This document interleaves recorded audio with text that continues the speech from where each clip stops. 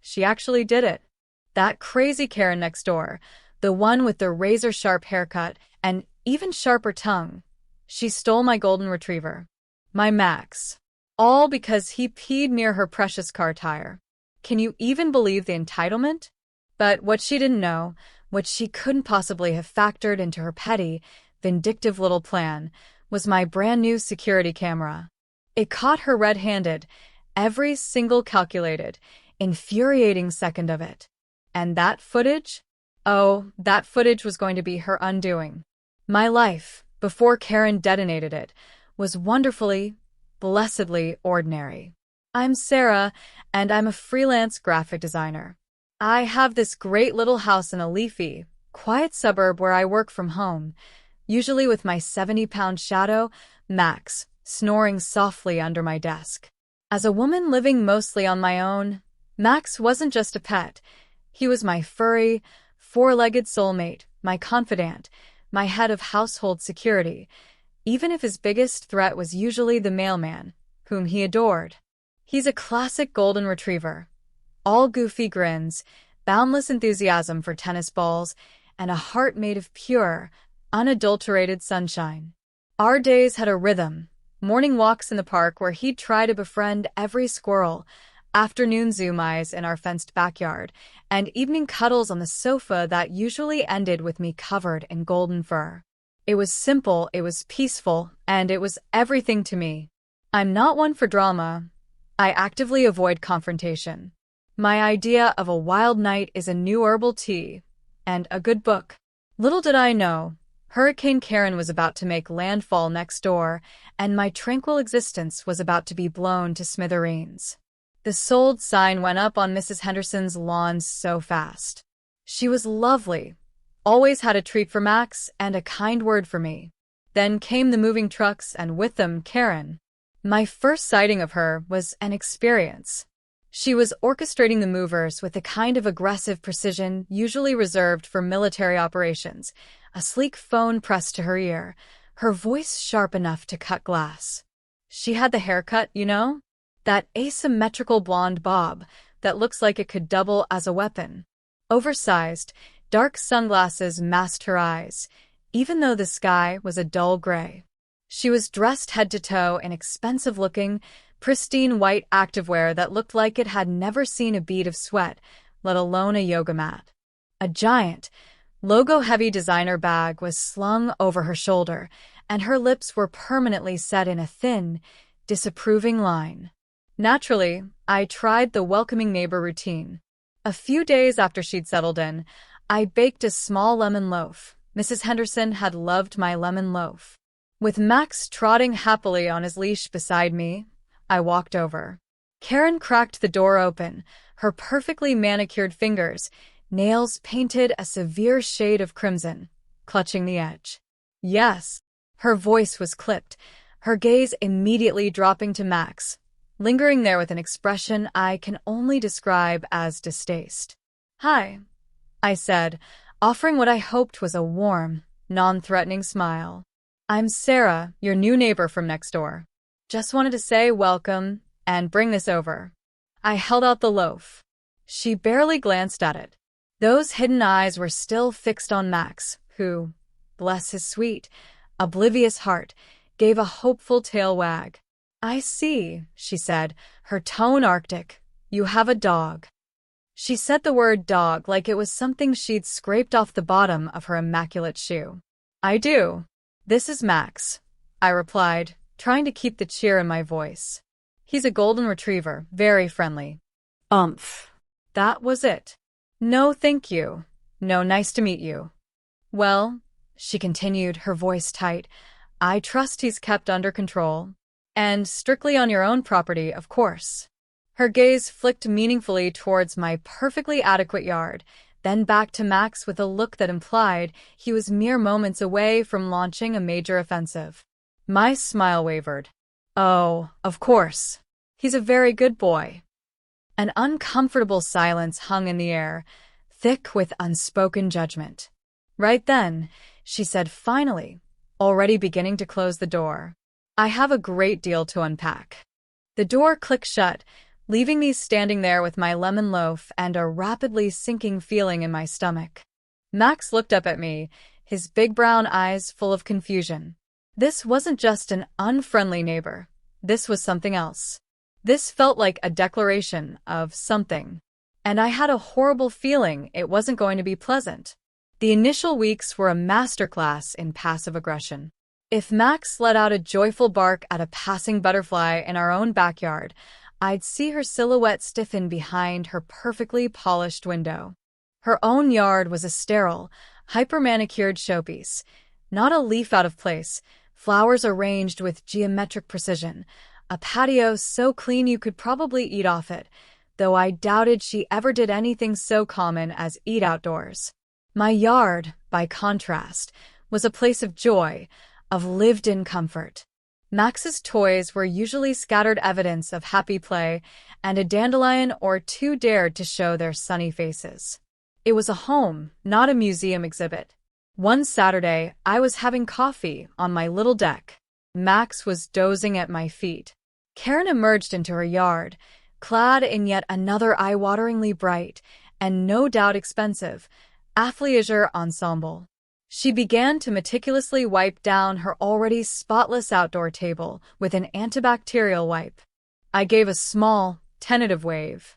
She responded with a nod so curt it was almost invisible, her eyes, as ever, concealed by those enormous sunglasses.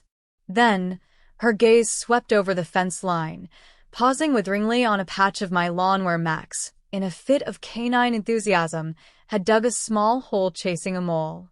I'd planned to fill it that afternoon. Her lips thinned. She said nothing to me directly, but moments later, her voice, sharp and carrying, drifted over the fence. She was on her phone. "Darling, you simply wouldn't believe the state of some of these properties. It's as if some people have no standards whatsoever. One tries, one really does, to maintain a certain elegance, but it's a constant battle against neglect." Heat flooded my cheeks. The insult was as clear as if she'd shouted it in my face. I wanted to yell back that my yard was loved, that a happy dog sometimes dug holes, that her elegance looked suffocating. But I'm just not built for that kind of confrontation. I bit my lip, called Max inside, and tried to shake off the prickle of anger and injustice. This, I realized, was her game, and I was clearly her target.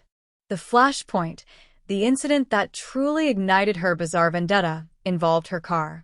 It was a massive, gleaming white SUV, the kind that screamed, "Look at me, I'm expensive and important." She doted on it, polishing it with a religious fervor, parking it dead center in her driveway as if it were a sacred monument. It was clear she considered it an extension of her own perceived perfection. One afternoon, I was bringing in my recycling bin from the curb. Max was with me, on his leash, as always when we were out front. He paused to sniff the narrow strip of grass between the sidewalk and the road, public land, right near the edge of her driveway. And then, he did what unneutered male dogs often do on walks. He lifted his leg and peed. Not on her car. Not on her driveway. He peed on the public grass verge, a good 3 feet from her precious SUV's tire. A perfectly normal dog behavior, in a perfectly normal spot. I barely registered it. Until Karen's front door was flung open with such violence, I thought the hinges might break. "What do you think you're doing?" Her voice wasn't just loud. It was a high-pitched shriek of pure, unadulterated fury. She stormed towards us, her face a terrifying mask of rage, the sunglasses finally absent, revealing eyes narrowed into venomous slits. Did I just witness that creature defile my property? I was stunned. "Excuse me? Karen, he peed on the public grass strip. That's not your property. And he wasn't even near your car." "Near my car?" she screeched, jabbing a finger with a blood-red, pointed nail towards Max, who, sensing the volcanic eruption, cowered behind my legs. He was practically on my tire. "Do you have any concept of the damage dog urine can inflict on custom alloy wheels? The corrosion? The utter, flagrant disrespect." My own patience, usually so steadfast, snapped. Karen, he was nowhere near your tire. He was on the grass. And it's just a car. It's a dog doing what dogs do. It is about standards. Decency. Respect for other people's property, she spat, her entire body trembling with indignation. People like you, with your filthy, undisciplined animals, you bring down the entire neighborhood. You have no consideration, no cuth. Her voice was escalating with every word. Max is not filthy, and he is certainly not undisciplined, I retorted, my voice shaking slightly despite my anger. He's on a leash. I am being considerate. This is completely unreasonable. Unreasonable? She shrieked. I'll show you unreasonable. You will regret this. This is not over. Not by a long shot. She spun on her heel, her expensive athletic shoes squeaking angrily on the pavement, and marched back into her house, slamming the door with a force that I felt in my own chest. I stood there, heart pounding, Max whining softly at my side. The sheer, unadulterated rage over such a non-event was staggering. The corrosion? I pulled Max gently. Come on, boy, I muttered. Let's get away from the crazy car lady before she has an aneurysm. I felt a chill despite the warm afternoon. This woman was genuinely unhinged. And her parting words, "This is not over," echoed ominously in my mind. I started to feel a knot of genuine fear. What was she capable of? The notes began the very next day. Aggressively scrawled in thick black marker, shoved into my mailbox, taped to my front door. Your dog is a menace. Control it or else. Last warning. Respect private property. The grammar was atrocious, the sentiment venomous. I threw them away, telling myself she was just a harmless crank, albeit a deeply unpleasant one. But her campaign intensified. If I was walking Max, even on the far side of the street, giving her house an enormously wide berth, she'd appear, perhaps tending her perfectly aligned rose bushes or obsessively sweeping her porch, and just stare. A cold, unblinking, hostile glare that made the hairs on the back of my neck stand up. She started making comments to other neighbors, always just loud enough for me to overhear as I passed. Such a trial, isn't it, when standards slip? That dog, for instance, always barking. A blatant lie. Max was a quiet dog. Or, some people just have no regard for community aesthetics. My internal anxiety began to churn constantly. I felt watched, judged, and increasingly isolated. I even tried mentioning her behavior to another neighbor, Mrs. Davison, hoping for some solidarity, but she just gave a vague smile and said, "Oh, Karen's just a bit particular, dear. Best not to ruffle her feathers." Ruffle her feathers? The woman was practically plucking mine out one by one. My home, once my sanctuary, started to feel like a besieged fortress. Sleep became difficult. Her angry, contorted face would swim before my eyes as I lay in bed. The stress was immense. Then, the day I'll never forget. It was a Tuesday. Work had been relentless, a cascade of urgent deadlines and demanding clients that kept me chained to my desk for hours. Max had been a saint, patiently snoozing at my feet, but I knew he was overdue for a proper outing. Guilt gnawed at me. Just 10 minutes in the backyard, buddy, then a long walk, I promise, I told him, letting him out into our securely fenced yard. The gate latch was heavy-duty, I always checked it. I dashed back to my computer to send off one final, critical file. Those 10 minutes became 15, then maybe 20. The moment I hit send, relief washed over me, quickly followed by a fresh wave of guilt for leaving Max alone even that long.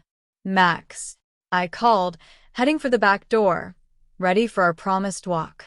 Treat time. Silence. An unnatural, heavy silence.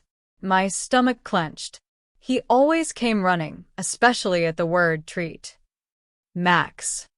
I called again, louder this time, stepping out onto the deck, my eyes sweeping the yard. Empty. His favorite well-chewed giraffe toy lay forlornly in the grass. My gaze shot to the gate.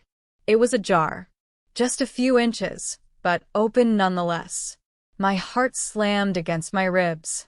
No, this couldn't be. Max. My voice was sharp now, edged with a rising panic.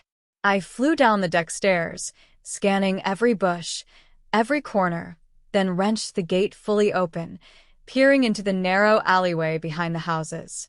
Maxwell. I screamed his name, my voice cracking.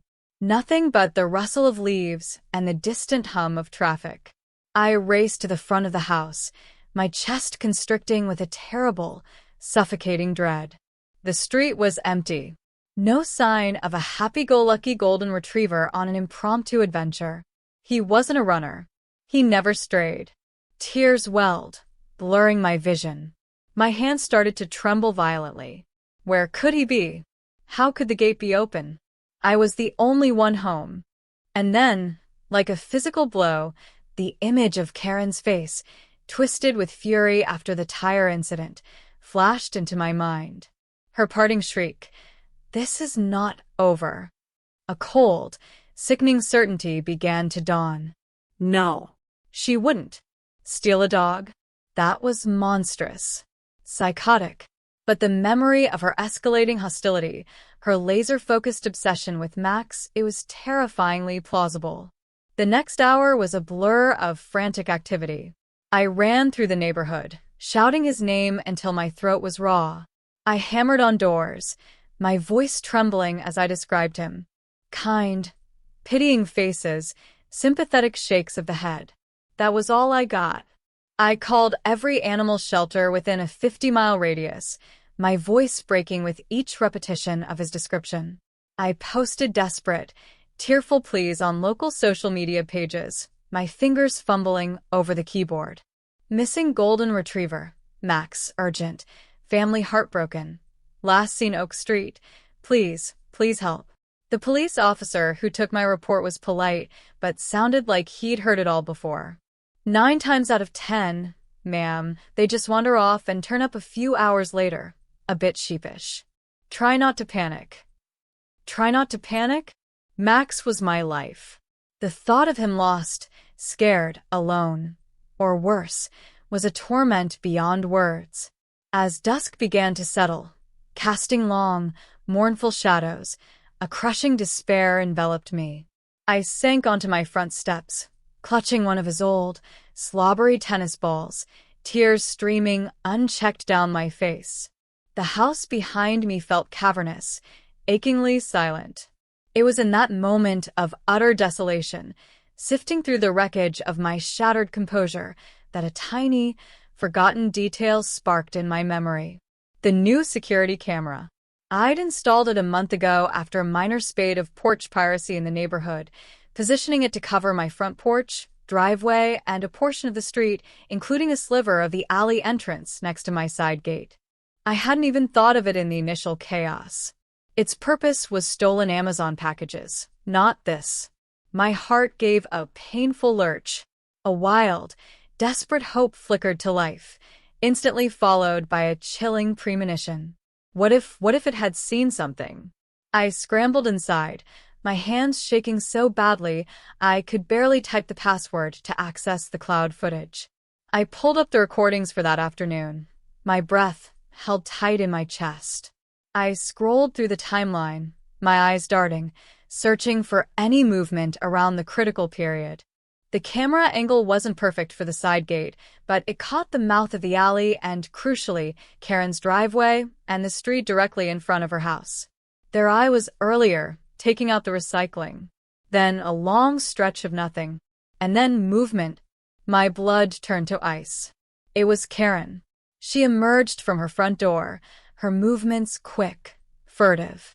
She glanced around, up and down the street, a caricature of someone trying not to be seen, then scurried down her driveway and out of frame, directly towards the alleyway entrance that ran alongside my property. My stomach twisted into a painful knot. Several agonizing minutes ticked by on the timestamp. Then she reappeared. And she was not alone. My gasp was a choked, ragged sound. She was leading Max by his collar, half coaxing, half tugging him from the alley. My beautiful, trusting Max looked confused, hesitant, glancing back towards our house. But he went with her. I watched, a roar building in my ears, my vision blurring with an incandescent rage, as she opened the passenger door of her pristine white SUV, nudged a reluctant Max inside, slammed the door, and got into the driver's seat. She backed out of her driveway and drove away. With my dog. The footage was undeniable. Crazy Karen kidnapped my golden retriever for peeing on her car tire. It wasn't a wild suspicion. It was the horrifying truth. She had meticulously planned it. She had waited. And then she had stolen him. The sheer, calculated malice of it, the absolute, unadulterated entitlement, it stole my breath. The simmering anger I'd suppressed for weeks erupted. There would be no more polite nods, no more biting my tongue. This was not just about getting Max back. This was about justice. And I had the irrefutable proof, captured in glorious high definition. My hands were steady now, not with fear, but with a cold, hard adrenaline. I saved the video clip to my phone, a grim smile touching my lips. That vile, despicable woman had my dog. And she was about to experience a reckoning she would never forget. I didn't even think about calling the police again. Not yet. This deserved a personal touch first. I needed to see her face when she realized she was caught. I grabbed my phone, slipped on my shoes, and stormed out of my house, my every step fueled by a righteous fury.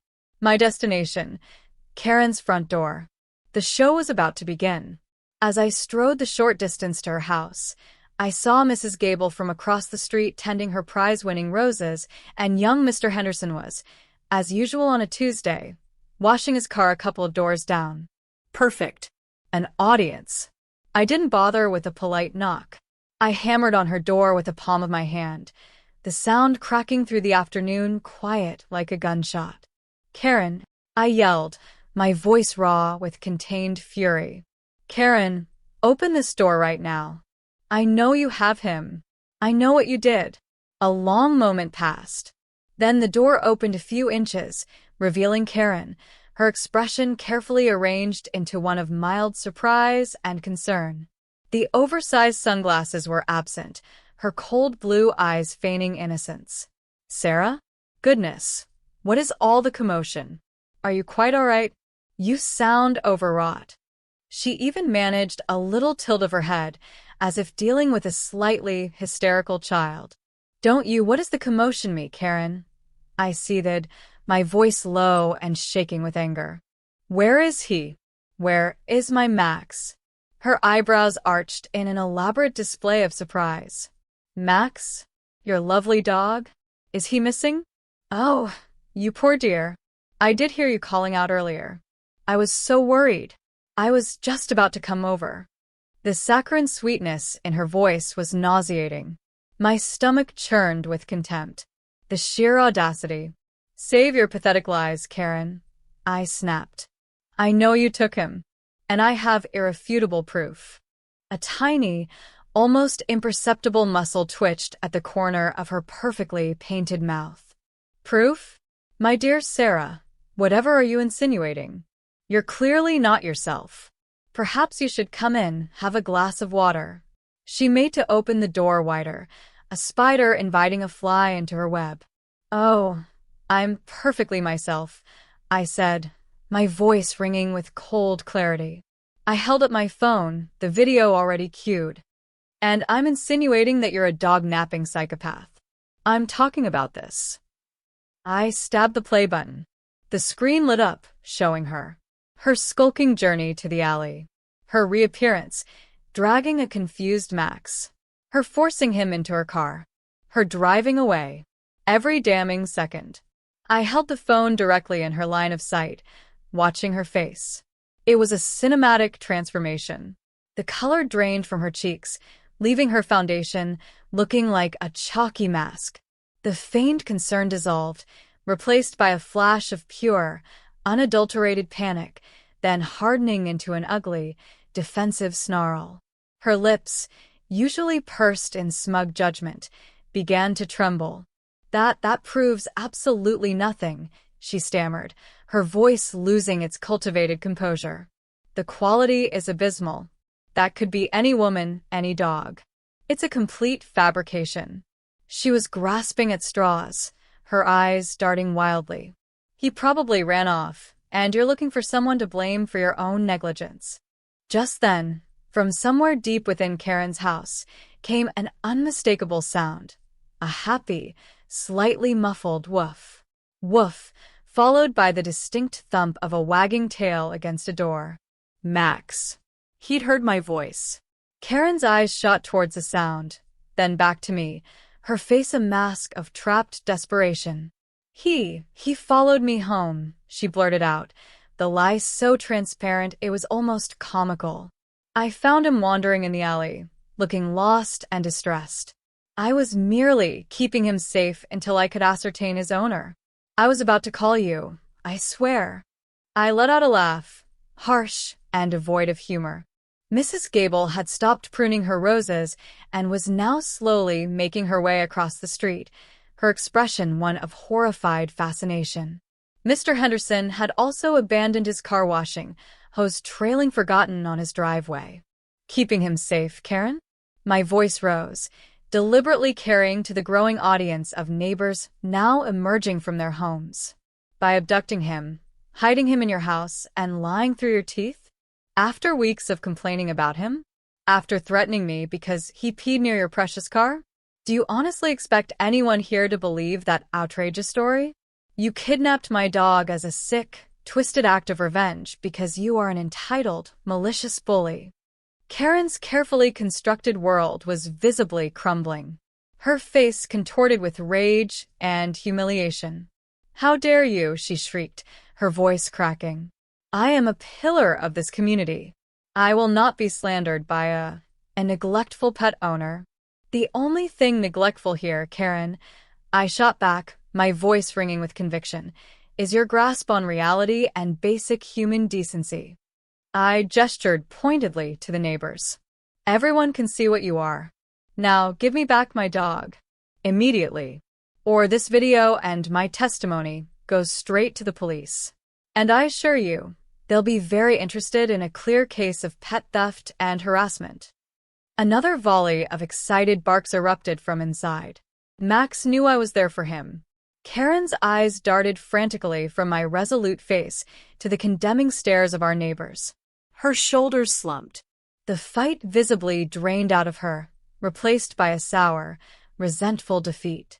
She knew she was cornered, exposed, her reputation in tatters.